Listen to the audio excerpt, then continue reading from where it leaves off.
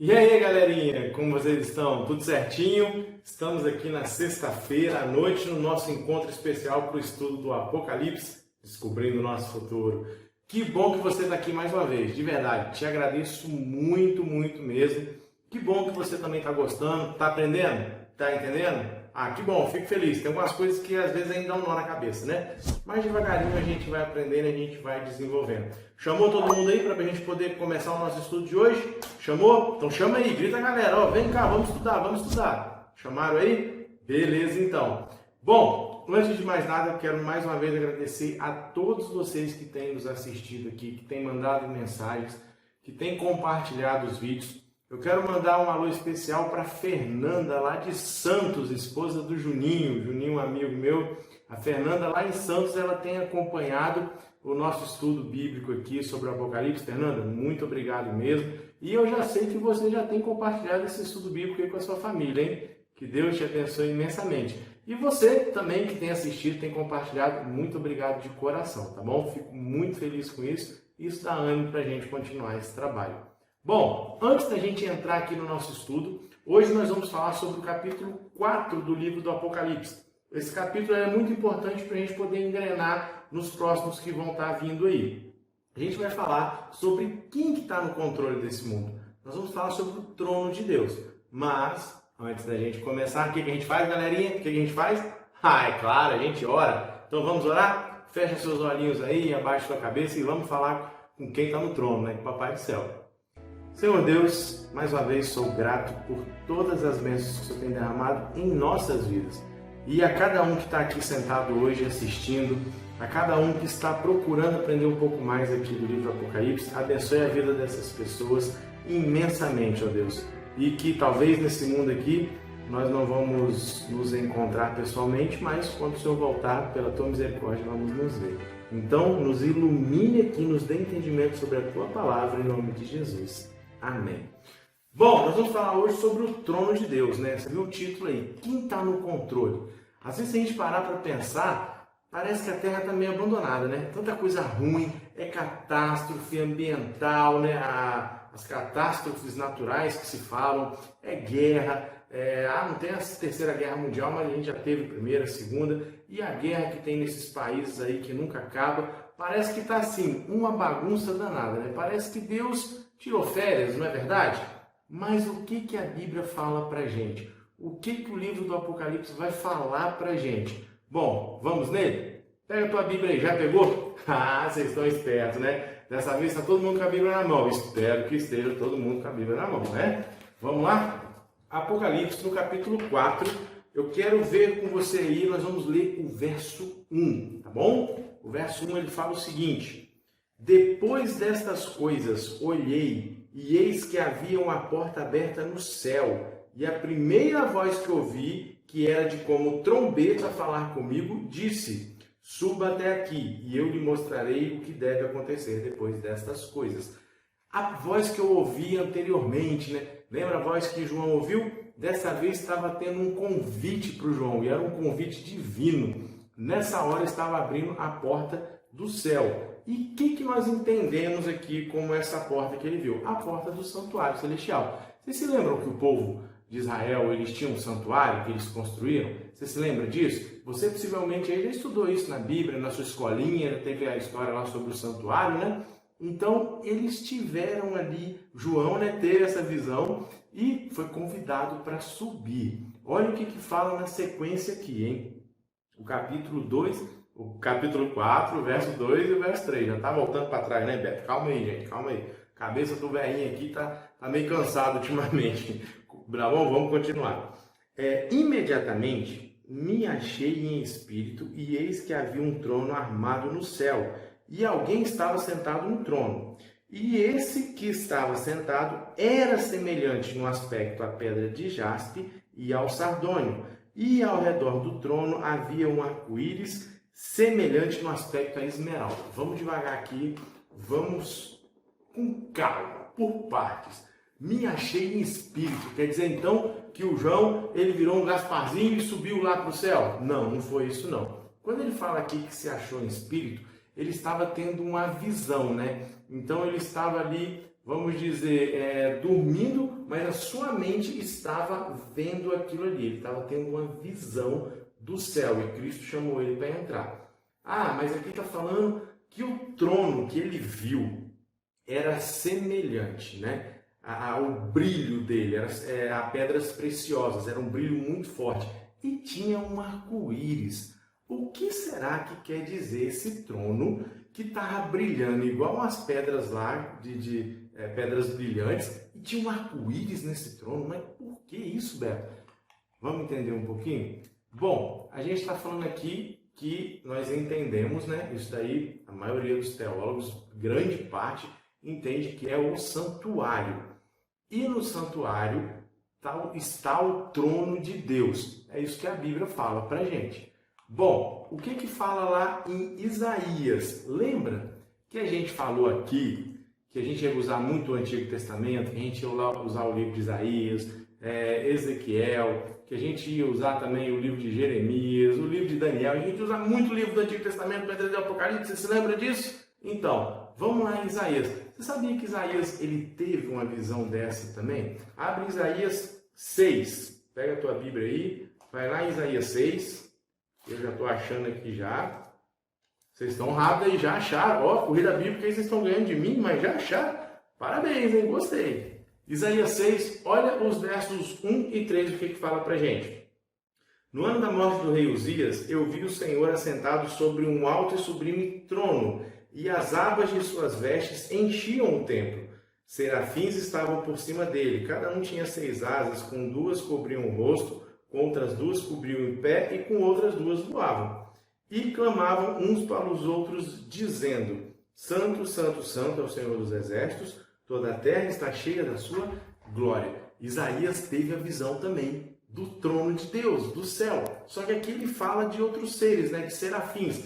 Serafins é uma categoria de anjo, e esses anjos eles têm 6 asas. A gente vai entrar um pouquinho aqui também no livro do Apocalipse, que ele vai falar isso.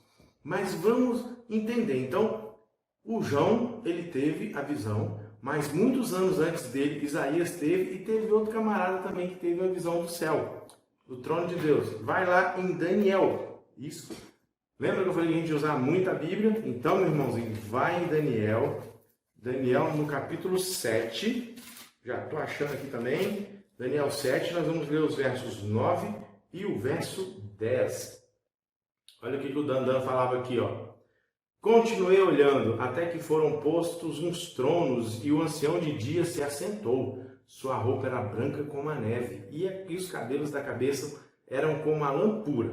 O seu trono eram chamas de fogo, e as rodas do trono eram fogo ardente. Um rio de fogo manava e saía diante dele. Milhares e milhares o serviam, e milhões estavam diante dele. Foi instalada a sessão do tribunal e os livros foram abertos. Bom, isso aqui a gente vai estudar um pouquinho mais para frente sobre essa parte de livros se abrindo no céu. Como assim?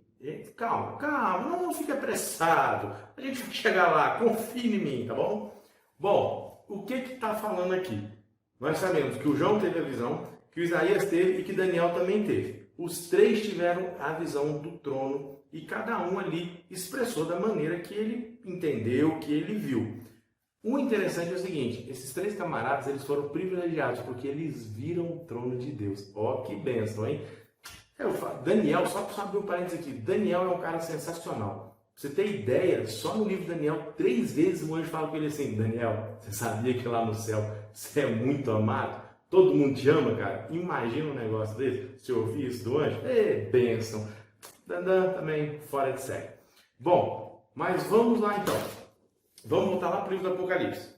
Pega a Bíblia, volta lá para o Apocalipse. Bom, nós falamos que o trono de Deus, ele estava brilhando. Ele brilhava, né? Jesus é considerado o sol da justiça.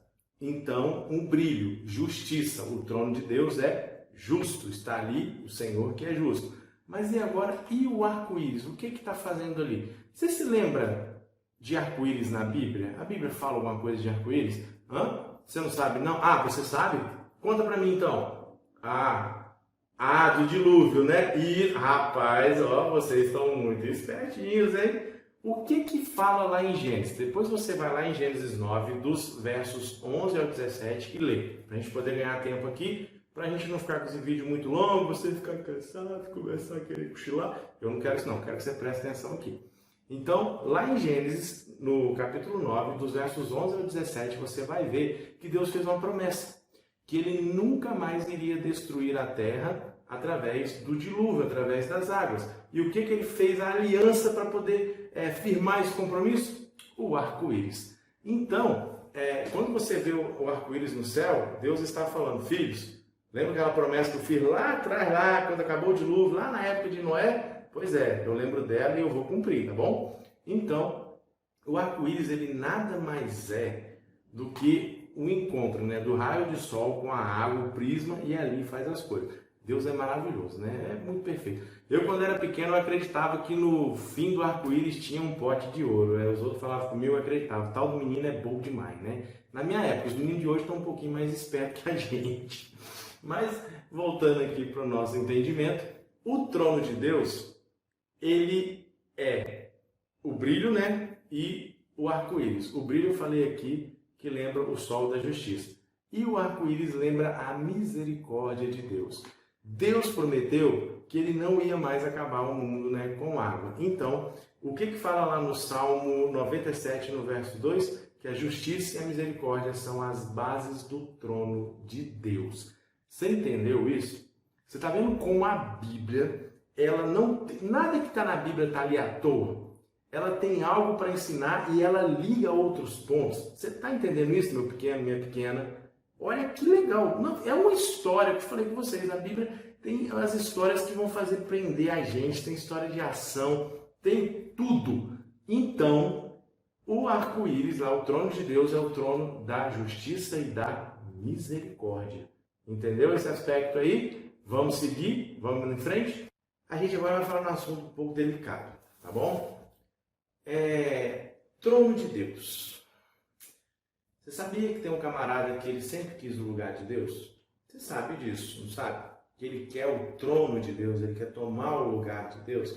Pois é, é ele mesmo, é o inimigo, é o bichinho de chifre. Ele quer tomar o lugar de Deus. Ele sempre tentou usurpar o trono de Deus, de todas as maneiras. Inclusive, a Bíblia conta isso pra gente. A gente vai ler alguns versos agora, tá bom? A gente vai usar muito a Bíblia. O intuito aqui é fazer você estudar a Bíblia. Então, se preocupa não. Se você o quê? Já tinha guardado a Bíblia? Rapaz, não aprendeu ainda não. Vai lá buscar a Bíblia de novo. Vai lá. Deixou de lado aí? Pega a Bíblia, tá bom? Vou te perdoar dessa vez, tá? Tá bom? Não esquece a Bíblia mais não. Quando a gente lê um texto que você segura ela na mão aí, tá bom? Bom, vai lá em Isaías de novo, vamos lá. Vamos rodar a Bíblia. Lembrando que o que eu falei aqui, o livro do Apocalipse, a maioria das respostas dele, 99%, está no Antigo Testamento. E Isaías 14, abre aí, eu já estou com o meu aqui. Isaías 14, do verso 12 até o verso 14, tá bom? Olha o que a Bíblia fala aqui pra gente. Vamos lá. Veja como você caiu do céu, ó estrela da manhã, filho da alva. Veja como você foi lançado por terra, você que debilitava as nações. Você pensava assim: subirei ao céu, exaltarei o meu trono acima das estrelas e me assentarei no monte da congregação na extremidade do norte. Subirei acima das mais altas nuvens e serei semelhante ao Altíssimo. Você viu que forte aqui? Estrela da manhã, estrela da alva, ou seja, aquela estrela que brilha. O nome Lúcifer vem de anjo de luz. Então, Lúcifer era o anjo mais lindo que existia. Só que dentro do coraçãozinho dele, ele falou assim: não, eu vou ser mais do que Deus. Eu vou subir, eu vou ser acima dele, eu vou ser semelhante a ele. Isso está no livro de Isaías. Agora, olha o que fala o livro de Ezequiel. Dá um pulinho no livro de Ezequiel, no capítulo 28. Corre lá. Achou aí? Eu achei o meu aqui também.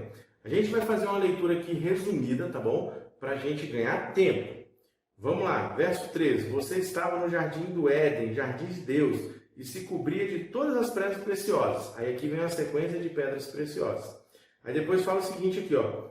Os seus engastes e ornamentos eram feitos de ouro e foram preparados no dia em que você foi criado. Ou seja, foi coisa especial para ele. Você era o querubim da guarda que foi ungido. Eu o estabeleci.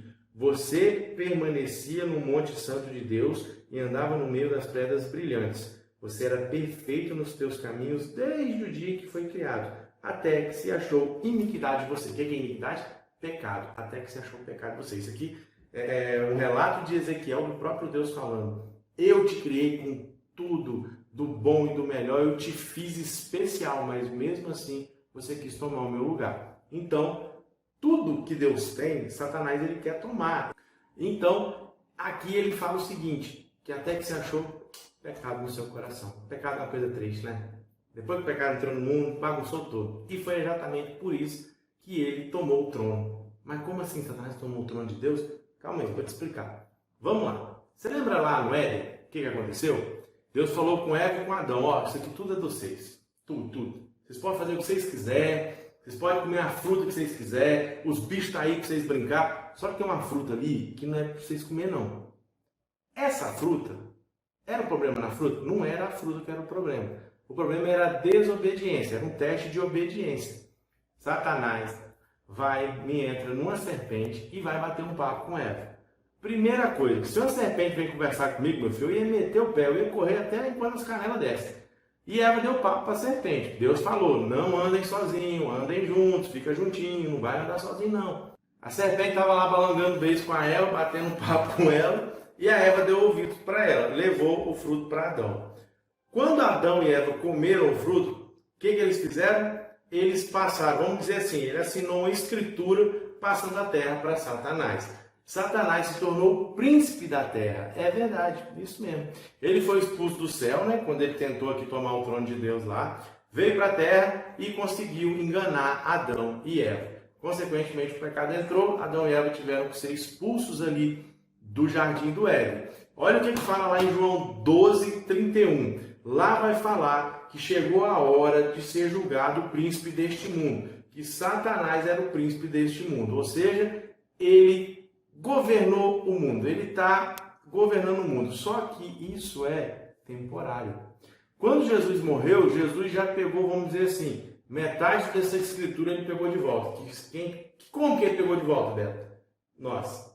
Ele pegou a gente de volta para ele. É isso mesmo. Jesus agora que é o dono da sua vida, meu filho. Não tem essa conversa, não. Se você não está aceitando isso, você tem que voltar para trás. Aceita esse negócio aí, tá bom? Então nós sabemos que Deus, né, tem o seu trono. Satanás tentou usurpar e ele conseguiu temporariamente ter o trono da terra. Só que ele já está perdendo esse trono. Vamos seguir aqui que você vai entender o que a gente está querendo dizer. O que fala lá em Apocalipse 4, no verso 4? Ao redor do trono havia também 24 tronos, e neles estavam sentados 24 anciãos, vestidos de branco e com coroas de ouro na sua cabeça. Quem que são esses 24 anciãos? Você já leu essa parte do Apocalipse?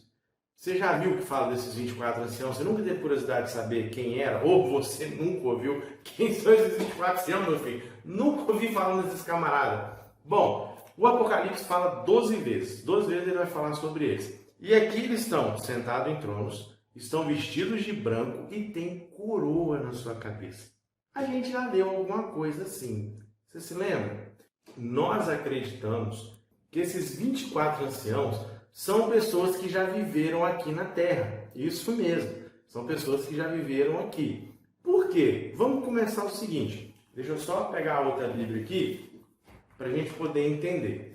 Lá fala que eles estão vestidos de branco. Você se lembra na igreja de Sardes? A gente estudou semana passada. Fala o seguinte, ó, em Apocalipse 3, no verso 5. O vitorioso será vestido de branco.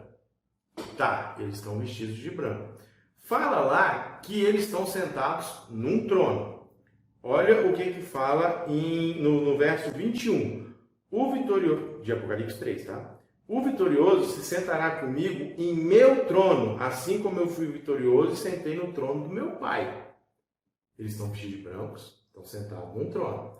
Jesus prometendo aqui que quem for vitorioso vai ser vestido de branco e vai sentar no trono. E tem mais, fala da coroa.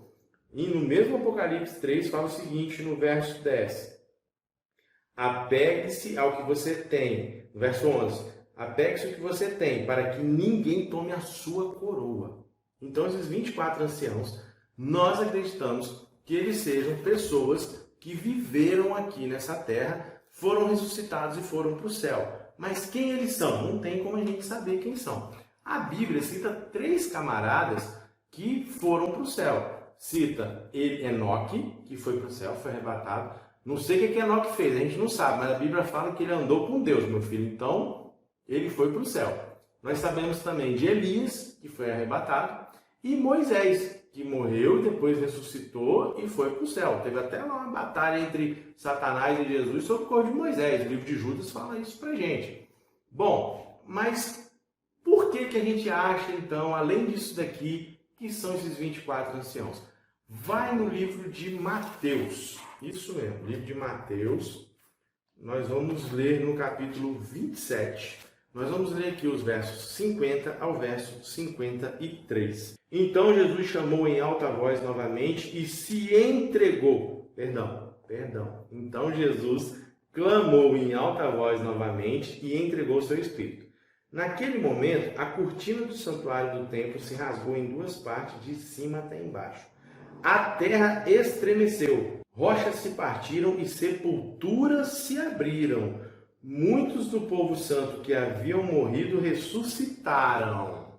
Quando Jesus morreu, que ele se entregou ali, né? Senhor, está feito, está consumado, a terra estremeceu e abriram-se sepulturas. Quando Jesus ressuscita, essas sepulturas que se abriram, as pessoas ressuscitaram glorificadas. Como assim glorificadas?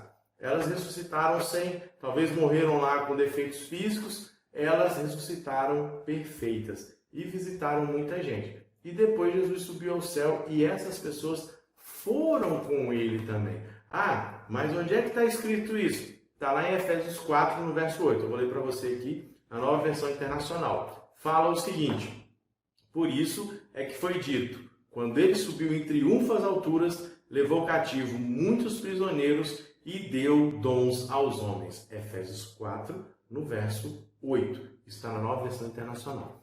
Então, os 24 anciãos, eles são pessoas que viveram aqui na Terra. Aí, você vai falar comigo assim, mas isso aí é fácil de testar, porque o meu tio, o meu irmão, o meu primo, meu avô, morreu e está lá no céu com Jesus. Olha só, vamos conversar sério agora, tá bom? Chega mais perto. Baixou o pastor Luiz Gonçalves aqui agora. Meu Deus, tadinho do Beto. Não, falando sério agora, olha aqui para mim, tá bom? Eu quero falar uma coisa com você aqui agora com muito carinho, tá bom? Com muito carinho mesmo. E que você abra o seu coração e tudo que eu vou te falar, a gente está fundamentado aqui dentro da Bíblia. As pessoas, quando elas morrem, elas não vão nem para o céu e nem para o inferno. Não, é verdade, é verdade. Eu sei que talvez você está olhando para mim agora e pode estar falando assim, o que o Beto está falando? Que isso? Como assim? Bom, quando nós falamos de alma, a palavra alma, ela significa ser humano. Isso mesmo. Se você for lá em Gênesis, na criação do homem, lá vai falar o seguinte: e criou o Senhor Deus o homem e ele passou a ser alma vivente. Lá não está escrito ele passou a ter alma vivente. E nós temos vários versículos, vários textos na Bíblia que fala isso. O livro de Jó fala sobre os mortos, que os mortos não sabem de nada. Paulo escreveu inúmeros textos falando sobre isso. O próprio Jesus Cristo falou: Lázaro está dormindo. Ou seja, quando o nosso parente tão especial ele faleceu, ele está dormindo. O que volta para Jesus é o Espírito. Então, aí, está voltando o Espírito, ele está lá. A palavra Espírito significa fôlego de vida. Que é isso aqui, ó, que Deus soprou nas narinas do homem. Eu não vou entrar muito a fundo nesse estudo aqui agora, mas a gente vai falar no decorrer do Apocalipse sobre isso. Eu só quero aqui de todo o coração que você entenda isso. E a Bíblia promete que quando Jesus voltar, os nossos entes queridos que morreram em Cristo, que dedicaram sua vida para Cristo, eles vão ressuscitar. Eu tenho uma esperança muito grande de reencontrar amigos e familiares. Eu tenho uma saudade muito grande da minha avó materna. Vocês não têm ideia como eu sinto falta dela. E eu sonho em reencontrá-la quando Jesus voltar. Mas eu sei que ela não está no céu, que ela não está no inferno de maneira nenhuma. Ela está dormindo e esperando que Cristo volte. Então, esses 24 anciãos que estão lá, possivelmente nós acreditamos, né, que sejam essas pessoas que ressuscitaram e estão lá com Jesus, além dos 3 que nós citamos aqui, que a Bíblia fala nominalmente o nome deles. Agora, talvez você está triste aí, poxa, mas eu faço minhas orações para fulano, para ciclano. Papai do céu é tão bom que ele escuta as suas orações, tá bom? A Maria, a mãe de Jesus, que é uma pessoa que eu amo, que é uma das personagens preferidas minha na Bíblia. Que mulher, que mulher! Uma mulher na época dela aceitar ali, né, receber o Filho de Deus, ela poderia ter sido morta pela cultura da época. E uma mulher abençoada por Deus, ela criou e educou o Salvador. Gente, que mulher foi Maria! Só que ela não está no céu. Ela está esperando Jesus voltar. E eu fico pensando no reencontro de Maria e de Jesus.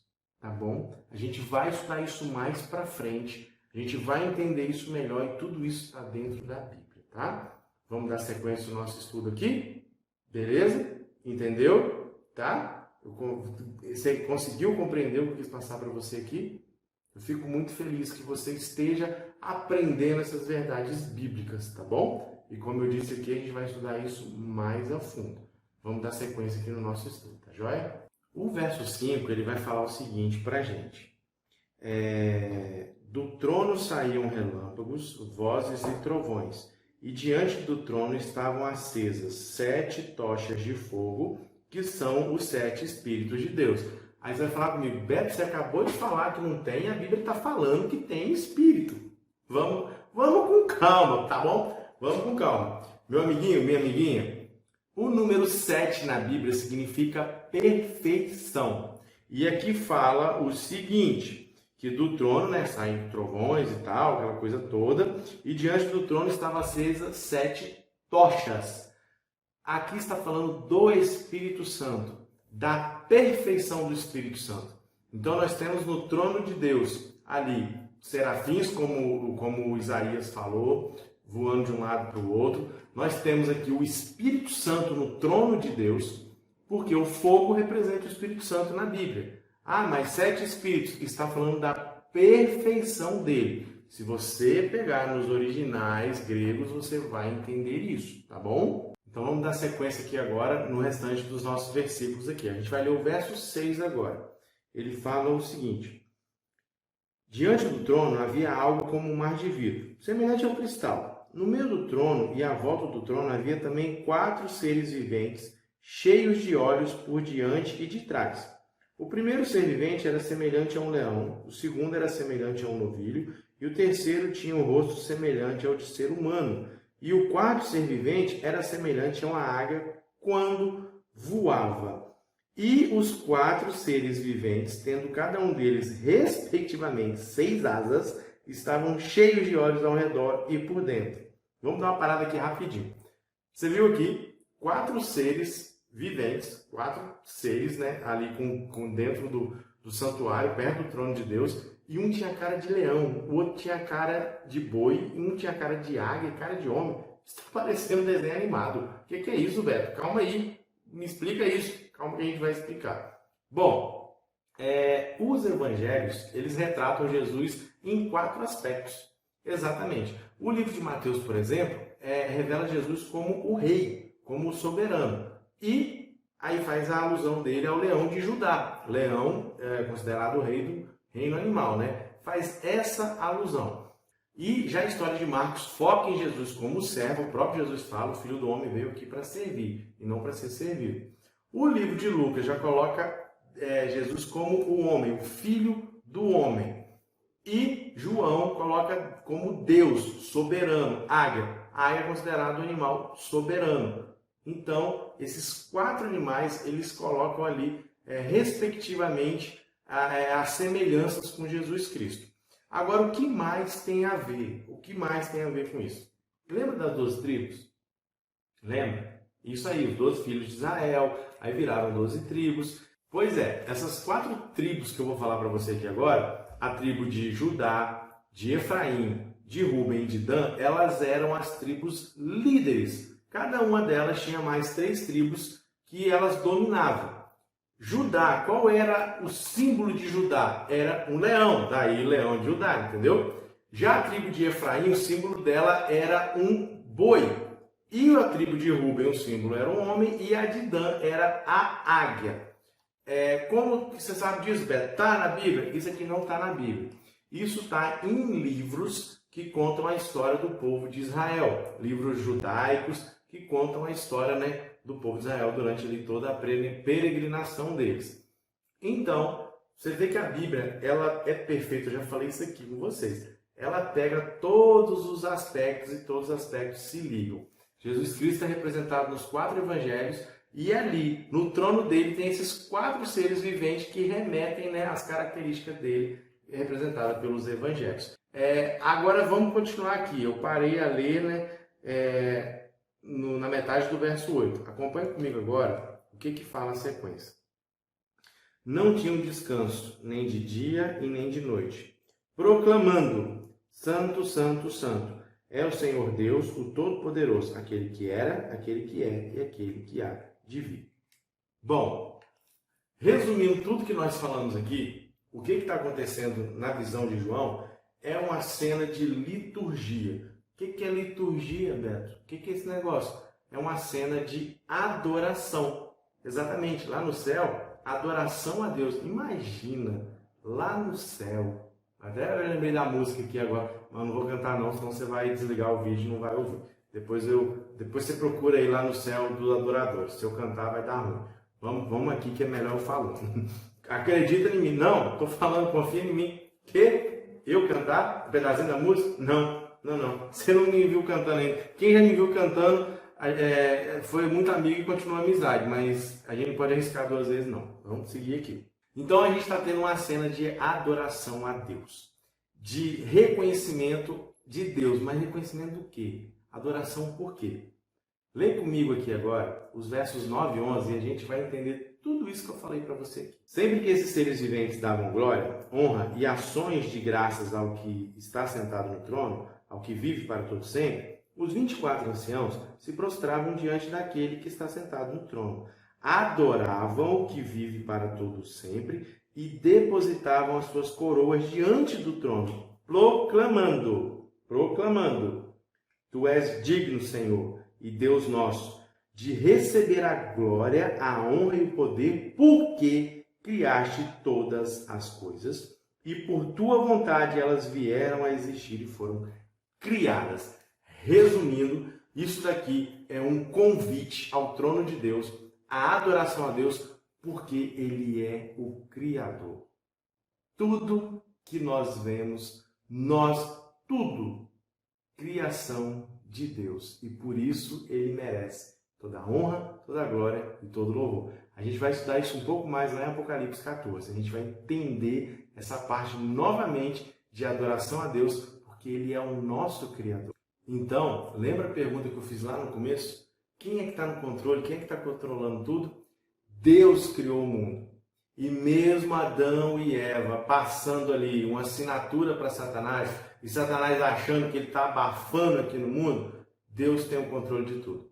Uma vez eu ouvi um senhorzinho de 96 anos, seu Joaquim, falando o seguinte: 96 anos, fui fazer uma visita para ele e ele falou comigo: meu filho, a chuva cai, o sol está nascendo, temos o dia, temos a noite, as plantas estão crescendo, o alimento está crescendo. Sabe o que isso significa?